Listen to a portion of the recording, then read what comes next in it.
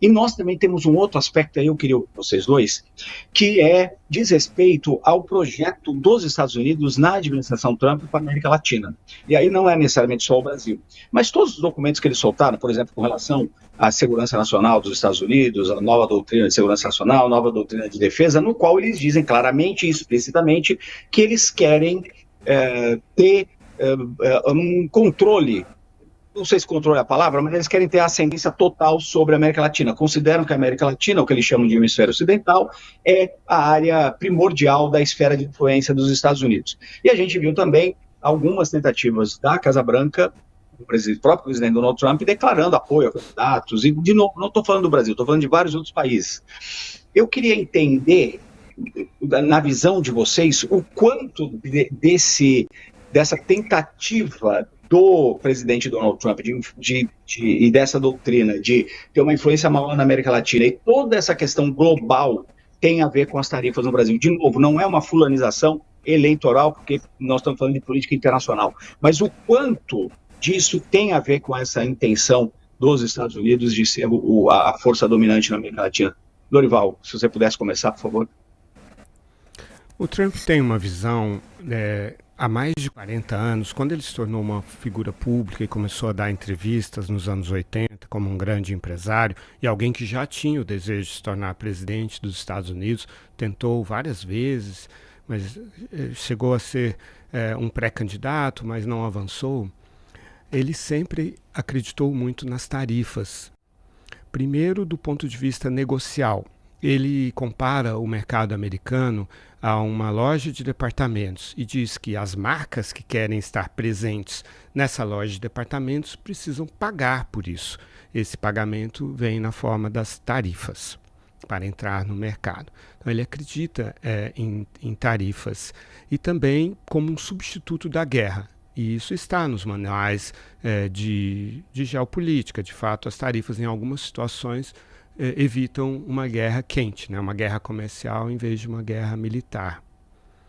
E esse é um ponto. Então, ele acredita naquela nostalgia dos Estados Unidos em relação a um período pré-globalização, quando os Estados Unidos eram uma potência industrial.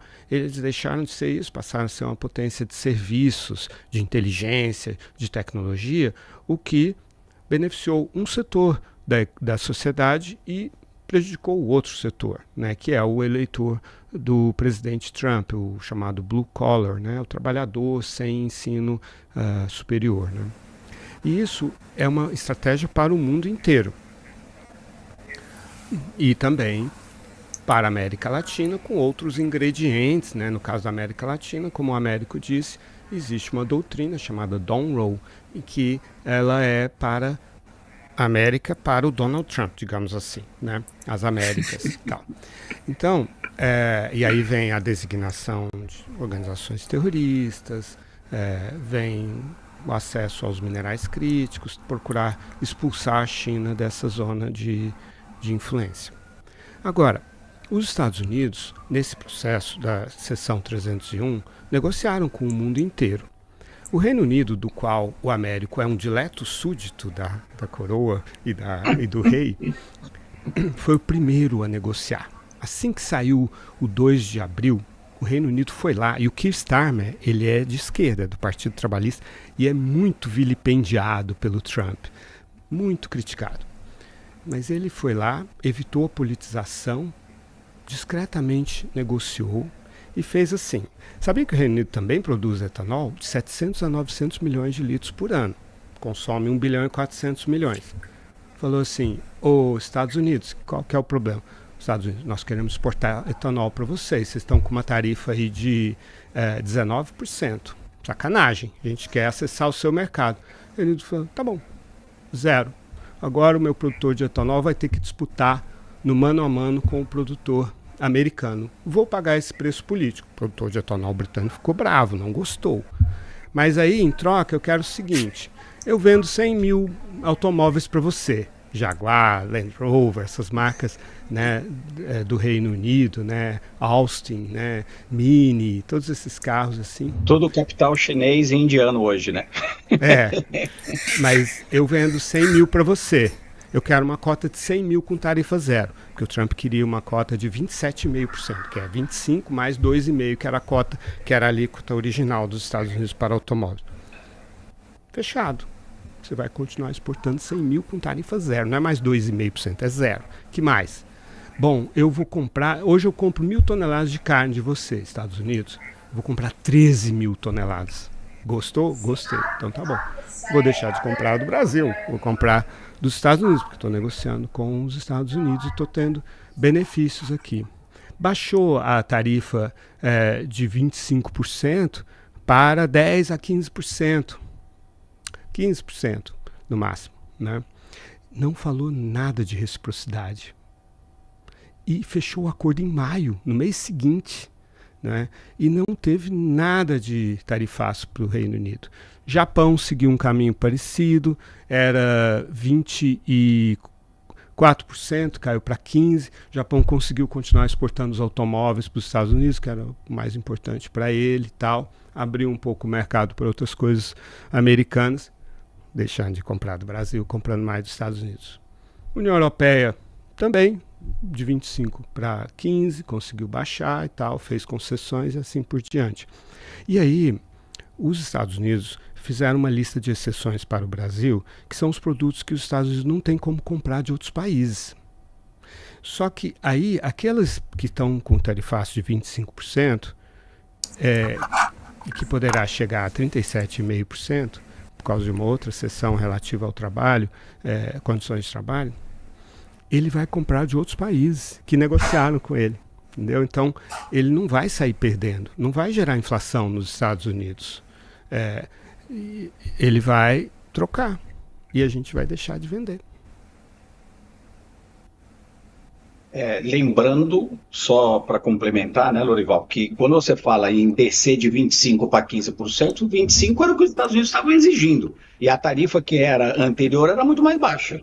A Europa, por exemplo, acabou aceitando praticamente sem nenhuma negociação, não houve negociação, os Estados Unidos impuseram ali o que quiseram, os europeus se assustaram, até porque, como é o caso dos Estados Unidos, do Reino Unido, da Europa, por exemplo, eles têm outros problemas na relação com os Estados Unidos, como, por exemplo, a OTAN, que eles morrem de medo dos Estados Unidos abandonarem, por exemplo, a OTAN. Então, eles colocam muitas coisas nessa prateleira. E os europeus, por exemplo, foram muito criticados por vários dos seus próprios líderes. O Emmanuel Macron foi um dos que criticou muito porque eles não negociaram, no final das contas, não exigiram a tal da reciprocidade em alguns pontos. Então, quer dizer, no final das contas, tivemos negociações, mas as negociações também nunca são perfeitas, né?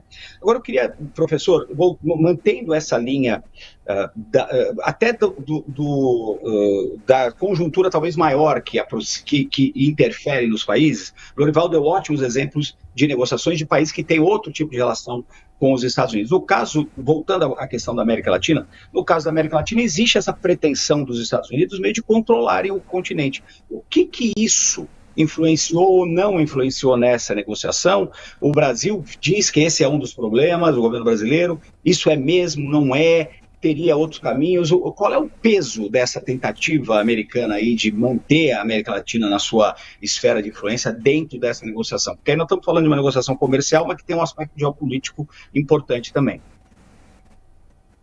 Essa é uma excelente pergunta, né? E toda vez que eu tento apurar dentro da Casa Branca o que as ações com o Brasil, o que elas se relacionam com uma coisa maior aí da Casa Branca, como foi até o Lorival descreveu, a realidade é que a gente tem respostas muito divergentes do entorno ali do Donald Trump, o que obviamente eu chego à conclusão, como em diversas outras ocasiões nesse segundo mandato do Trump, que é muito difícil entender o processo decisório da Casa Branca. Tem algumas coisas que estão claras. A primeira é que tem um grupo muito pequeno que toma decisão no Salão Oval, e os secretários de Estado eles são meio que avisados das decisões, então não tem uma participação muito forte do secretário de Estado de Comércio, do próprio Marco Rubio, nas decisões do Trump, inclusive nas decisões de tarifas, né? Eu já várias vezes eu apurei, eu escutei aqui em Washington que o Trump tomou uma decisão em relação ao tema comercial, em relação à tarifa, mas foi pautada, não foi discutida. Então, uma das dificuldades que a gente tem é saber se essas decisões, justamente porque ninguém conhece e ninguém o grau de imprevisibilidade do Trump é muito alto, a gente não sabe o que se insere nesse contexto maior. Mas tem uma coisa que está clara, assim, que é das coisas. Geralmente o Trump usa essa tarifa como, obviamente, o Rival até descreveu, como uma porteira, uma abertura para uma... É o primeiro... Como um jogo de xadrez, ele move o peão e joga lá na frente, e aí começa-se uma negociação. Então ele sempre usa isso de leverage, né? Mas essa Casa Branca é muito caótica, né? E ela concentra muito no salão oval as decisões, e ninguém consegue muito ligar justamente essa estratégia da América Latina com decisões específicas sobre o Brasil, decisões específicas sobre México, né?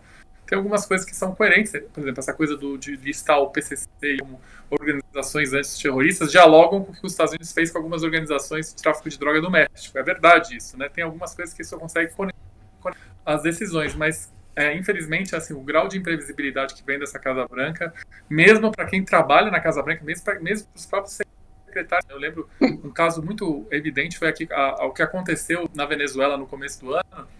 Eu já apurei várias vezes que o próprio Marco Rubio não estava completamente marcado naquele procedimento lá de terem capturado o Maduro. Inclusive, o Marco Rubio defendia até uma saída que envolvesse mais a oposição venezuelana. Então, assim, foi uma decisão do Trump, né? Então, é muito difícil conectar uma estratégia maior com essas decisões assim, específicas do dia a dia da Casa Branca. Esse é um grande desafio aqui que ninguém consegue compreender plenamente.